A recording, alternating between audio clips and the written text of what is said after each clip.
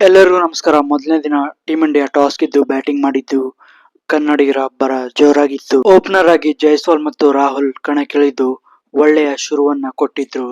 ಆದರೆ ಅವರು ಮಾಡಿದ ಒಂದೇ ಒಂದು ರನ್ಔಟ್ ಮಿಸ್ಟೇಕ್ ಇಂದ ಟೀಮ್ ಇಂಡಿಯಾ ಮೊದಲನೇ ವಿಕೆಟ್ ಕಳೆದುಕೊಂಡಿತ್ತು. ಜೈಸ್ವಾಲ್ ರನ್ಔಟ್ ಆಗದೇ ಇದ್ದರೆ ಶ್ರೀಲಂಕಾದ ಬೌಲರ್ಗಳು ವಿಕೆಟ್ ಪಡೆಯುವಲ್ಲಿ ಹರಸಾಹಸ ಪಡಬೇಕಿತ್ತು. ಮುಂದೆ ಶುರುವಾಯಿತು ನೋಡಿ ಕನ್ನಡಿಗರ ರುದ್ರ ತಾಂಡವ. ಹೌದು, ಪಡಿಕ್ಕಲ್ ಹಾಗೂ ಕೆಎಲ್ ರಾಹುಲ್ ಭರ್ಜರಿ. ಇವರ 150 ರನ್ಗಳ ಪಾರ್ಟ್ನರ್ಶಿಪ್ ಇಂದ ಶ್ರೀಲಂಕಾದ ಬೌಲರ್ಗಳು ಮಣ್ಣು ಮುಕ್ಕಿದರು. ಒಂದು ಕಡೆ ಕೆಎಲ್ ರಾಹುಲ್ ಅರ್ಧಶತಕ ಗಳಿಸಿ 77 ರನ್ ಇದ್ದಾಗ ರಿಟೈರ್ಡ್ ಔಟ್ ಆಗಿ ಹೊರನಡೆದರು. ಮತ್ತೊಬ್ಬ ಕನ್ನಡಿಗ ತನ್ನ ಬ್ಯಾಟ್ ನಿಂದ ಶತಕ ಸಿಡಿಸಿ ಶ್ರೀಲಂಕಾದ ಬೌಲರ್ಗಳನ್ನ ಸೈಲೆಂಟ್ ಮಾಡಿಬಿಟ್ಟರು.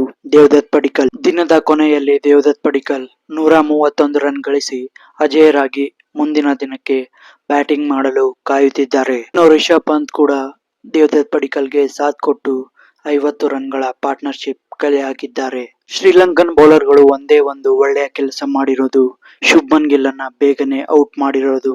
ಟೀಮ್ ಇಂಡಿಯಾ ಮೊದಲನೇ ದಿನದ ಅಂತ್ಯಕ್ಕೆ 288 ರನ್ ಗಳಿಸಿ ಕೇವಲ 2 ವಿಕೆಟ್ ಅನ್ನ ಕಳೆದುಕೊಂಡಿದೆ. ಪಂದ್ಯದ ಮಧ್ಯದಲ್ಲಿ ಮಳೆ ಬರದೇ ಇದ್ದರೆ ಟೀಮ್ ಇಂಡಿಯಾ ಇಂದು 300+ ರನ್ ಗಡಿ ದಾಟುತ್ತಿತ್ತು. ಟೀಮ್ ಇಂಡಿಯಾ ಇದೇ ರೀತಿ ವಿಕೆಟ್ ಕಳೆದುಕೊಳ್ಳದೆ ರನ್ ಗಳಿಸುತ್ತಾ ಹೋದರೆ ನಾಳೆ 2 ಸೆಷನ್ ಹೊತ್ತಿಗೆ ಟೀಮ್ ಇಂಡಿಯಾದ ಸ್ಕೋರ್ 450+ ರನ್ ಹೊಡೆಯಬಹುದು.